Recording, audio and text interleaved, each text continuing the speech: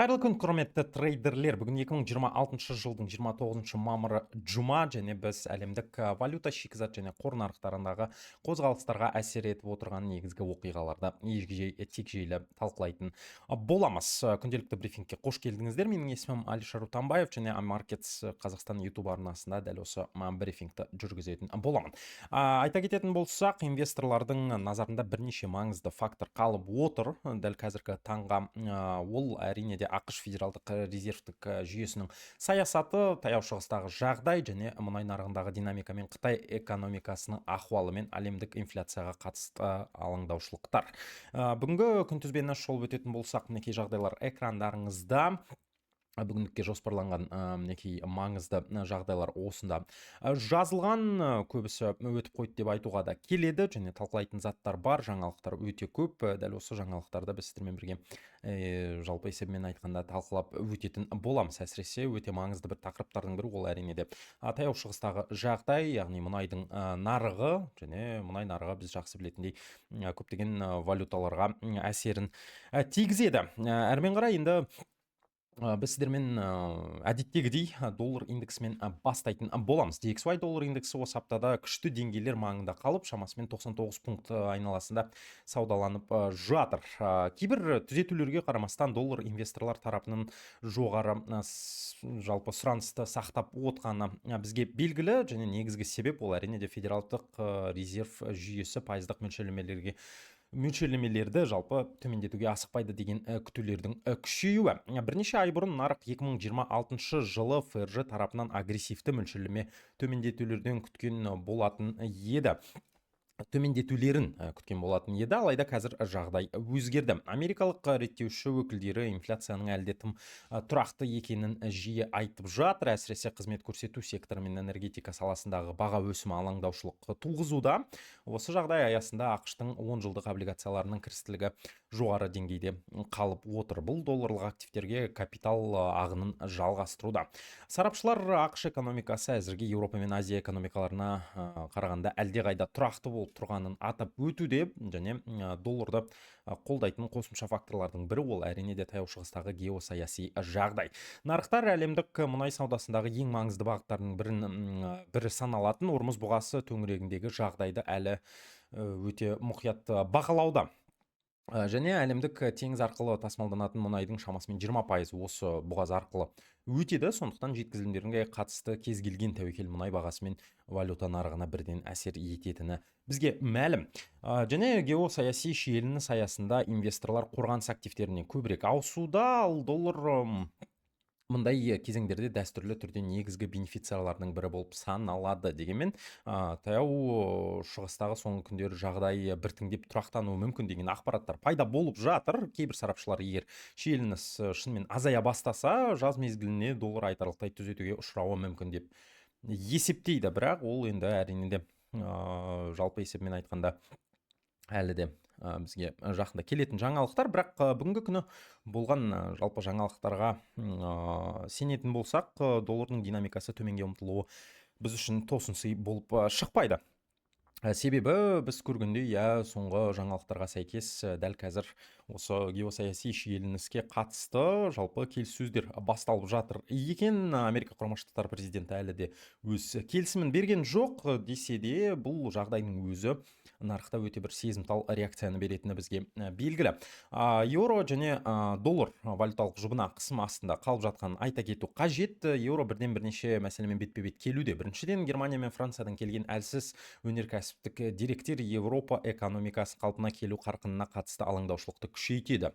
Екіншіден, энергия тасымалдаушылары бағасының жоғары болуы еуропалық бизнеске қысым жасауды жалғастыруда. Сонымен қатар Еуропалық орталық банк пайыздық мөлшерлемелер мәселесінде ФРЖ-ға қарағанда әлдеқайда жұмсақ ұстанымдарды сақтап жатыр. Соған қарамастан кейбір сарапшылар еуроның одан әлі әлсіреу жалпы әлеуеті шектеулі болып қалуы мүмкін деп есептейді. Егер ақш экономикасы жылдың екінші жартысында баяулай бастаса және инфляция күткеннен жылдамырақ төмендесе, нарық қайтадан ФРЖ мөлшерлемелерін төмендетуді бағаларға енгізе бастайды. Мұндай жағдайда еуро-доллар арасындағы позицияларының бір белгілі қалпына келуі мүмкін.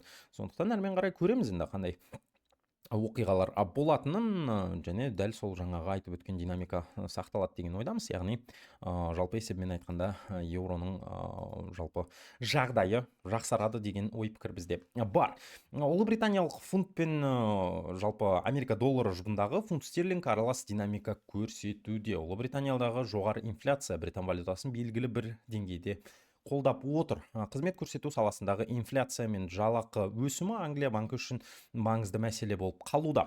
Көптеген нарық қатысушылары британдық реттеуші мөлшерлемелерді күтілгеннен ұзақ уақыт жоғары деңгейде ұстап тұруға мәжбүр болады деп санайды. Алайда Ұлыбритания экономикасы ішкі сұраныстың баяулауымен де бетпе-бет келуде. Ипотекалар, несиелер құнының жоғары болуы және тұтынушыларға түсетін қысым экономикалық белсенділікке кері әсер ете бастады. Сондықтан фунт инфляция мен еңбек нарығына қатысты кез келген мәліметке өте сезімтал болып отыр. Яғни бұл жағдай жалпы есебімен айтқанда фунттың ішкі саясатына, жалпы Ұлыбританияның ішкі саясатына өте қатты тәуелді тақырыптардың бірі екенін білеміз. Енді ең қызықты тақырыптардың бірі бүгінгі брифинг барысында ол әрине де WTI мұнайы.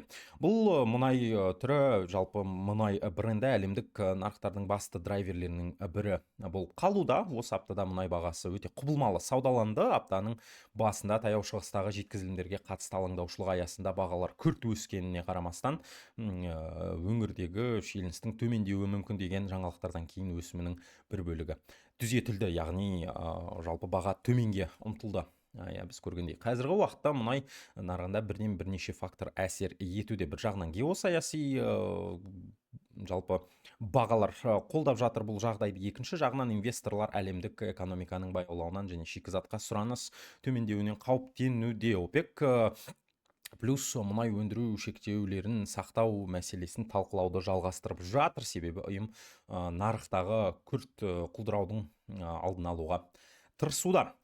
Онымен қатар инвесторлар жалпы Қытайға да бөлік назар аударып жатыр, бірақ біріншіден енді мұнайдың болып жатқан жағдайларын шолып өтетін болсақ, бұл жерде динамика сәл төменге ұмтылуы мүмкін деген ой пікірлер бізде бар. Және әрмен қарай біз Қытай туралы тақырыпты бастаған едік. Қытай экономикасы әлемдегі негізгі шикізат тұтынушыларының бірі болып қала береді. Бұл бізге түсінікті жағдай. Алайда соңғы макроэкономикалық деректер аралас көріністі көрсетіп жатыр. Өндірістік сектор баяу қалпына келуде.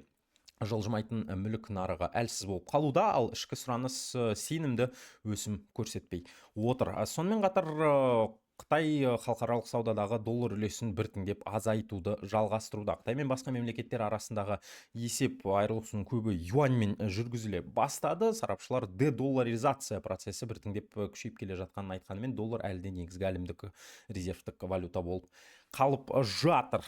Десе де көреміз енді, Қытайдың ықпалы да доллардың жалпы индексына, доллардың басқа жұптармен жалпы көрсеткіштеріне өзінің ықпалын тигізетіні сөзсіз анық. Десе де әрмен қарай енді мұқият тамашалаймыз қалай болатынын. Бұл жағдай. Ал келесі біз тоқталатын тақырып ол әрине де Америка Құрама Штаттар доллары мен жапониялық иена екені бізге мәлім. Бұл жұп нарығындағы жалпы валюта нарығындағы ең көп талқыланатын жұптардың бірі болып қала берді. Доллар жапон иенасына қатысты көп айлық максимумдар маңында сақталуда. Негізгі себеп бұған жалпы ақш пен Жапония арасындағы пайыздық мөлшерлемелердің айырмашылығы екенін біз талай рет айтып өттік. Жапония банкі ел ішіндегі инфляцияның өсуіне қарамастан жұмсақ ақша несие саясатын сақтап отыр. Сонымен қатар жапон билігі иенаның жалпы шамадан тыс әлсіреуіне жол берілмейтінін ескертіп келеді. Инвесторлар жалпы есебімен айтқанда доллар иена жұбы одан әрі өссе, Жапония билігі валюта нарығына тікелей араласуы мүмкін деп қауіптеніп жатыр. Бұл қауіп әлі де сақталуда.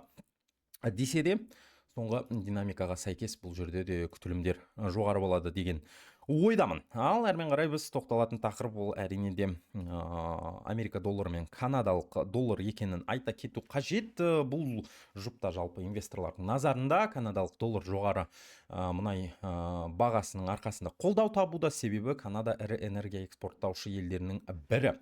Алайда ақш долларына деген жалпы сұраныс әзірге тым күшті болып отыр. Сондықтан канадалық валюта тұрақты нығаюға өте алмай келеді. Осымен енді біз сіздермен бұл жерде де дәл сол динамика болады деген ойдамыз. Яғни мұнайдың күшеюі жалпы есебімен айтқанда бұл валютаға өзінің қандай да бір ықпалын тигізуі мүмкін. Және қысқаша түрде қор нарықтарына тоқталып кететін болсақ, қор нарықтарында инвесторлар технологиялық сектор мен жасанды интеллект тақырыбын жалпы бақылауды жалғастыруда. Америкалық индекстер тарихи максимумдарға жақын саудаланып жатыр, алайда құбылмалықтың біртіндеп артып келе жатқанын да айта кету қажет. Облигациялар кірістілігінің жоғары болуы соңғы айларда қатты өскен технологиялық акцияларға қысым түсіре бастады.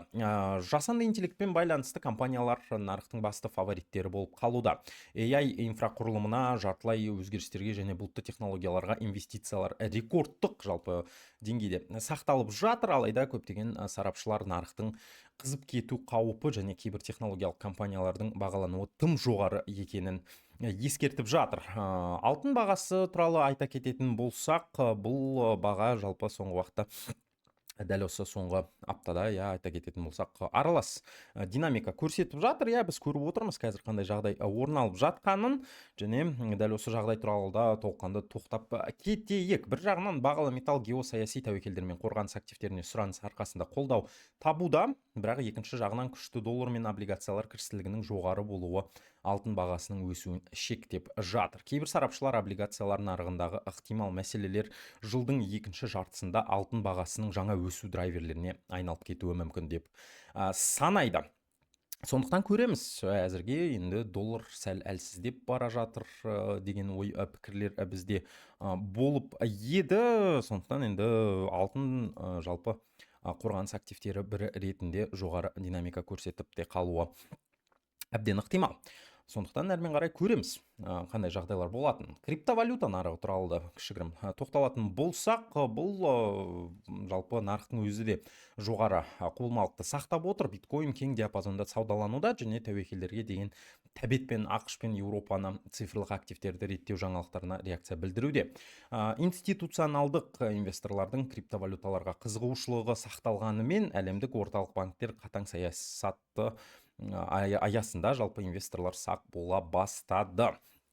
Және соңынан айта кететін болсақ, қазіргі таңда әлемдік нарықтардың негізгі драйверлері ол ФРЖ саясаты, таяу шығыстағы геосаяси жағдай, мұнай нарығы және әлемдік экономиканың ахуалы.